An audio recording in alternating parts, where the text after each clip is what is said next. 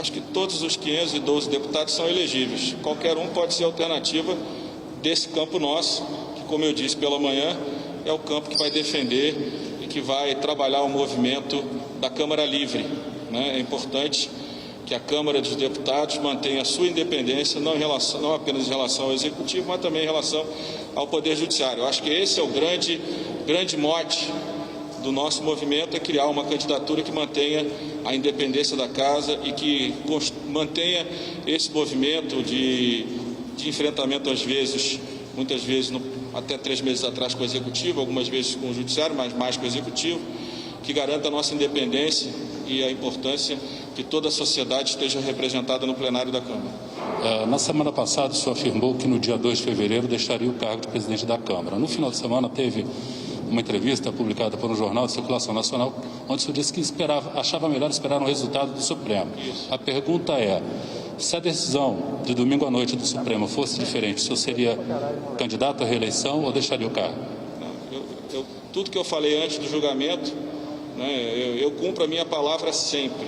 Né, isso é uma força que eu tenho aqui dentro da Câmara dos Deputados. Eu cumpro a minha palavra. Eu ia cumprir novamente, mas durante o julgamento não achava correto, né, eu ficar opinando e me posicionando. Mas eu nunca deixei de cumprir a palavra e a minha palavra era pública. Eu não dizia que não era candidato reservadamente, eu dizia que não era candidato para toda a imprensa registrar a minha posição. Presidente, em relação à oposição, queria saber dos nomes que o senhor indica como possíveis sucessores no bloco que o senhor apoia, alguns nomes têm a restrição clara de partidos da oposição. Quero saber como que os senhores vão trabalhar para que essa oposição não continue, já que o Arthur Lira, por ser um candidato do governo, já enfrenta essa resistência. Como não entrar nesse pé de igualdade e ter alguma vantagem com a oposição? Eu acho que o mais importante é a construção de um movimento, como eu disse, da Câmara Livre, e esse movimento escolhe o candidato, e a principal preocupação da oposição é a independência da Câmara em relação ao Poder Executivo e a pauta dos costumes. Isso nos une, nos garante convergência, e tenho certeza que aquele que for escolhido vai ser escolhido porque todos os partidos foram ouvidos, né, sem vetos, claro, porque como ninguém gosta de ser vetado, ninguém deve vetar ninguém. Claro que dentro de cada bancada a realidade sobre quem tem mais votos, quem trabalha melhor cada bancada, essa análise sempre é feita para que se possa escolher o candidato que mantenha esse movimento, que eu acho que vai ser majoritário na casa, mantenha esse movimento de pé. O senhor vem falando bastante desse movimento de Câmara Livre, né? Queria saber se Eu queria saber se esse posicionamento não acaba refletindo uma crítica à candidatura do líder do PP, já que ele é um candidato alinhado com o Planalto. O senhor acredita que a candidatura do Lira não seria independente e não faria uma Câmara Livre? Queria saber como está a sua relação com ele também. Antes de eu sair de férias, eu sei que o senhor estava algumas semanas sem falar com ele por telefone. Queria saber se melhorou a relação. Não, mas não tenho problema de relação com ninguém, nem trato da candidatura dos outros. O governo é que tem fixação no meu nome e trabalha para derrotar o meu candidato, e trabalhava para derrotar essa possível candidatura, que, como sempre, eles veem fantasmas pelo Palácio do Planalto, né? Eles é que têm candidatura contra. A minha candidatura é a favor da independência da Câmara, né? E tenho certeza que esse é o ambiente que será vitorioso na eleição do início de fevereiro, né? Não estou dizendo que os outros não são, estou dizendo que o candidato que representará esse nosso campo será um candidato que, com clareza, vai trabalhar a independência da Câmara, vai trabalhar o movimento da Câmara Livre, da Câmara Independente e do fortalecimento da democracia no nosso país. Presidente, só pegando um pouco de carona na pergunta do Marcelo, o senhor acha que o Planalto vai, mesmo com a saída do senhor impossibilitado de concorrer à reeleição, o Planalto vai trabalhar contra o nome do candidato do senhor?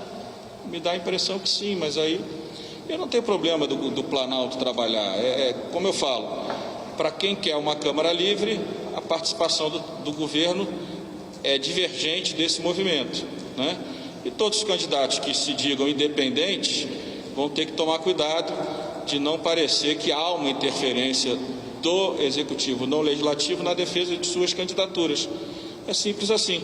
Eu espero que o Planalto deixe que deputados e deputadas decidam.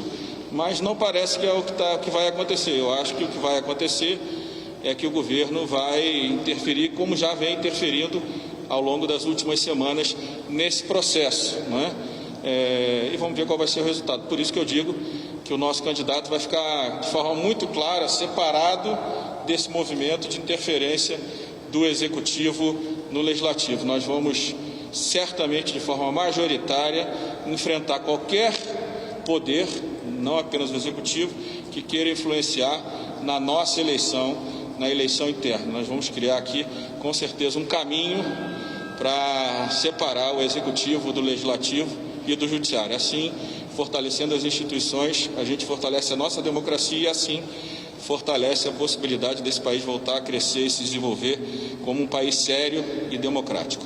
Por fim, só uma dúvida, deputado. O senhor falou que, por exemplo, várias pautas que ainda estão por vir, e uma delas foi a regulamentação do Fundeb. Se ele não for regulamentado, não tem dinheiro para o Fundeb no ano que vem. Essa é uma pauta que vai sair nessa semana, na próxima semana? Essa semana. Essa semana. Essa semana. Eu espero que... Eu tenho certeza, isso eu não espero, eu tenho certeza que vai ser mais uma votação, como eu disse, na votação da emenda constitucional, que terá quase todos os votos do plenário da Câmara, porque todos os deputados e as deputadas, independente da cor partidária, todos eles defendem uma educação pública e, principalmente, uma educação pública de qualidade que reduza a diferença entre a educação privada e a educação pública no nosso país. Obrigada. Você acompanhou aí a fala do presidente da Câmara, Rodrigo Maia, respondeu uma série de perguntas dos jornalistas. A gente vai pontuar rapidinho aqui os principais trechos dessa fala, né, Glória? E em seguida a gente volta com a nossa escalada, com os nossos destaques.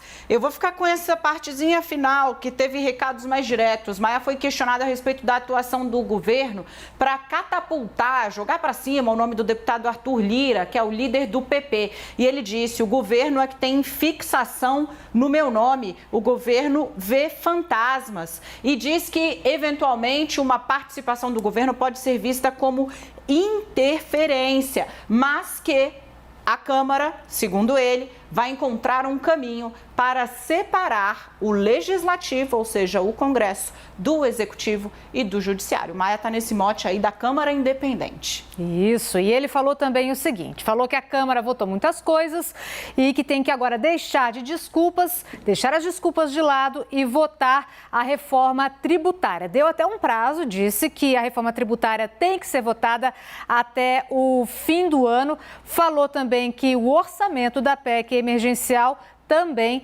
deve ser votado, no caso pelo Senado, até o final desse ano.